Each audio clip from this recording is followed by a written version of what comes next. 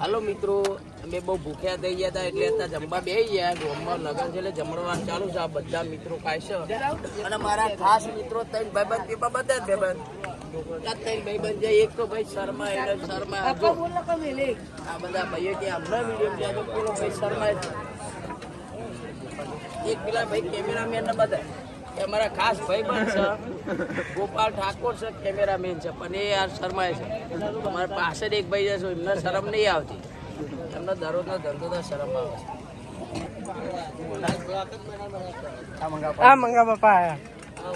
અમારા બાપા મંગા બાપા